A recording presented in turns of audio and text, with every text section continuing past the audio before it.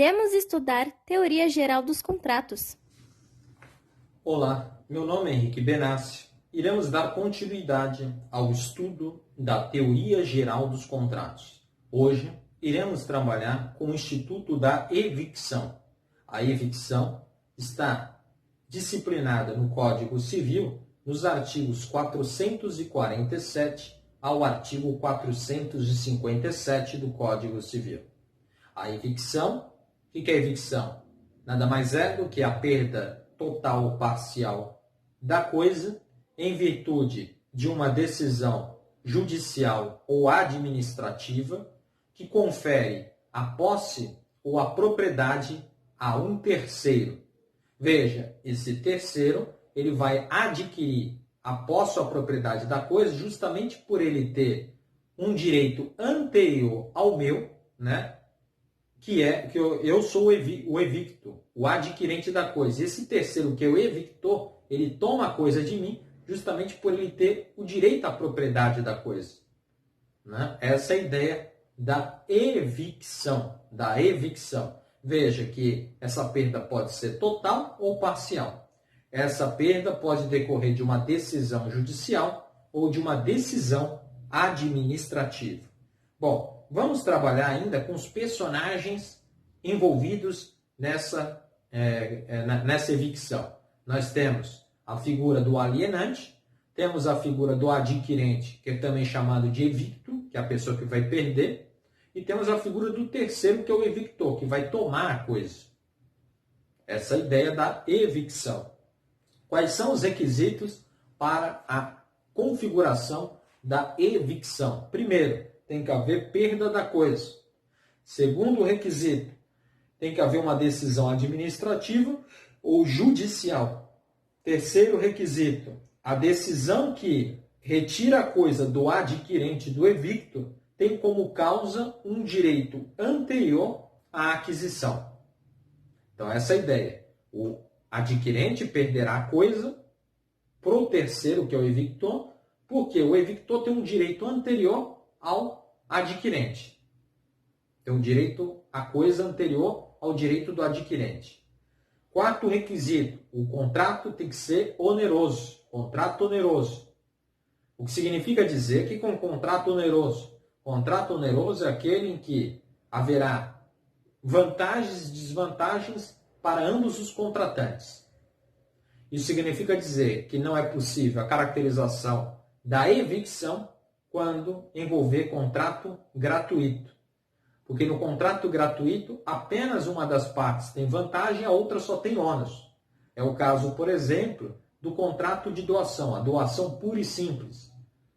Veja, não seria justo que o donatário pudesse reclamar do doador uma coisa que ele recebeu sem qualquer contraprestação, por uma simples liberalidade.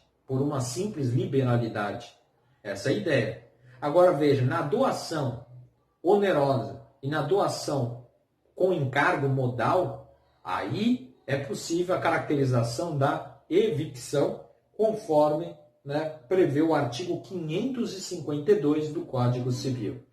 É possível ainda a caracterização da evicção quando a alienação se deu em asta pública. Isso está previsto no artigo 447 do Código Civil.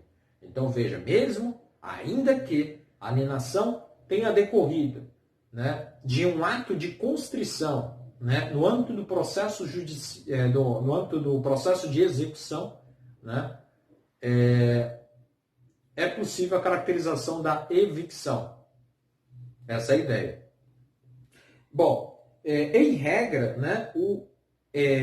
a ação de evicção, em regra, o réu da ação de evicção será quem? Quem será o réu da ação de evicção? Será o credor. O credor é quem será o réu da ação de evicção.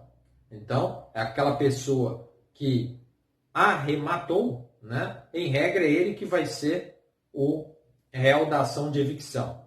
No entanto, poderá ser o réu da ação de evicção o devedor. Quando? Quando a arrematação ocorreu por um valor acima acima do valor da dívida. Aí, nesse caso, poderá figurar como réu da ação de evicção não o credor, mas sim o devedor. Além disso, né, é importante a gente ressaltar o seguinte: vamos imaginar que em razão de um processo de inventário e partilha, um dos herdeiros ficou com aquele bem. E aí depois esse herdeiro vem a perder a coisa, né, numa ação de evicção. Esse herdeiro tem legitimidade para quê? Para pleitear a anulação dessa partilha de bens. Isso porque ele perdeu. Então a ideia é o quê? É anular a partilha de bens para fazer, né, uma nova partilha agora levando em consideração que aquele bem, né, ele perdeu. Aquele bem que fazia parte do espólio, né, perdeu para o terceiro, para o evictor. Então aí ele pode buscar isso. Ele tem legitimidade. Não seria justo que depois de um processo de inventário e partilha, aquele herdeiro que ficou com aquele bem, depois perdeu para o terceiro, né, ficasse no prejuízo. Não. Nesse caso, ele pode pleitear a anulação dessa partilha, né, para que seja realizada uma nova partilha. Essa é a ideia. O quinto requisito da evicção é a ignorância da litigiosidade da coisa. Esse requisito está previsto no artigo 457 do Código Civil. Isso porque, se o adquirente sabia que a coisa era litigiosa, nesse caso ele assumiu o risco. O que ele fez foi um contrato aleatório, um contrato de risco. Nesse caso, se considera que o risco já foi levado em consideração na hora da fixação do preço. Essa é a ideia. Uma outra questão importante para ser tratada em relação à evicção é a questão envolvendo a denunciação da lide. A denunciação da lide não é obrigatória para o ajuizamento da ação de evicção. Então, não é necessária a denunciação da lide. Ela não é obrigatória. Não é obrigatória a denunciação da lide. Veja, antes do novo Código de Processo Civil, né, o Código Civil dava a entender que ela era necessária. Mas veja, a própria doutrina já entendia que não era necessária a denunciação da lide para o ajuizamento da ação de evicção. Com o novo Código de Processo Civil, não há mais qualquer discussão, né? Discussão quanto à possibilidade ou não do ajuizamento da ação de evicção, né? Sem que haja denunciação da lide, que é uma hipótese de intervenção de terceiro, um instituto processual. Uma outra questão importante para a gente tratar é sobre a exclusão da evicção. Veja, a evicção é uma garantia ex lege, que decorre da lei. No entanto, é possível que as partes, com base na autonomia privada, né, possam o quê? Excluir a responsabilidade, né, da evicção, a excluir a responsabilidade do alienante pela evicção. E veja, segundo o artigo 449 do Código Civil, é possível confeccionar cláusula de exclusão, né, da evicção de algumas maneiras, de algumas formas, né? Primeira hipótese, né, é o seguinte: colocar uma cláusula expressa de exclusão da responsabilidade pela evicção e também ali constar que o adquirente conhecia, né, a litigiosidade e assumiu o risco. Nesse caso, nós temos uma verdadeira hipótese de isenção do alienante, né, de qualquer responsabilidade pela evicção, quando há uma cláusula expressa de exclusão da responsabilidade por evicção e o adquirente conhece o risco e assume esse risco. Isso porque, se houver uma cláusula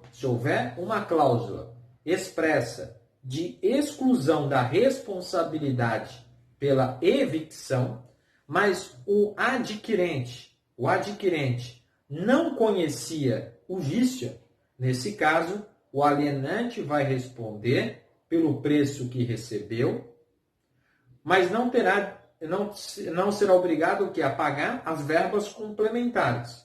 Assim como também, né, o alienante vai responder pelo preço que recebeu, mas não terá que pagar as verbas complementares se for fixada uma cláusula de exclusão da responsabilidade do alienante pela evicção, né? Mas ali constar que o adquirente conhecia o risco, mas não assume o risco. Veja, então, né, que a única hipótese em que, de fato, o alienante não vai ter que responder é se houver uma cláusula de exclusão da responsabilidade civil, né, do alienante, uma cláusula expressa. Além disso, não basta isso, tem que constar que o adquirente conhece o risco e assume o risco. Somente nessas três hipóteses, né, configurados esses três, né, elementos, é que de fato haverá uma exclusão da responsabilidade do alienante. Caso contrário, ele vai responder pelo preço que recebeu, só não será devido às verbas complementares. Essa é a ideia. Então veja, é mais ou menos assim, na responsabilidade de evicção. Vamos imaginar que o valor que o adquirente tinha pago era de 100 mil. E aí depois, né, no momento da evicção, o bem passou a valer 150 mil. Houve uma valorização imobiliária. Veja, nesse caso, né, se não houver nenhuma cláusula de exclusão de responsabilidade, ele terá direito a receber do alienante os 150 mil. Então, deve levar em consideração a valorização imobiliária, porque se ele não tivesse perdido a coisa, né, ele teria os 150 mil em decorrência dessa valorização imobiliária. Agora, no caso aqui de cláusula de exclusão de responsabilidade, né, expressa, mas não consta ali que o adquirente assume o risco ou não conhece o risco, nesse caso ele só vai poder pleitear do alienante os 100 mil reais, os 100 mil e não os 150. Né? Somente o alienante só vai responder pelo preço que recebeu. Uma outra questão também importante para ser falada diz respeito ao prazo de evicção. Veja, o Código Civil é omisso quanto ao prazo. Quando o Código Civil é omisso, nós temos que aplicar a norma regra, né? A norma ordinária comum sobre prazo prescricional. E qual é esse prazo? O prazo é de 10 anos. Sempre que nós tivermos um prazo prescricional e não e essa hipótese, situação fática, não se enquadrar em nenhuma das hipóteses do artigo 206, né, eu vou aplicar o artigo 205, que é a regra de prazo prescricional, quando não se encaixar nessas hipóteses do artigo 206, e essa regra é o prazo prescricional de 10 anos. Lembrando que prazo prescricional é prazo de natureza condenatória, né? E diferentemente do prazo decadencial, que tem natureza constitutiva ou desconstitutiva, né? Aí eu tenho prazos de natureza decadencial.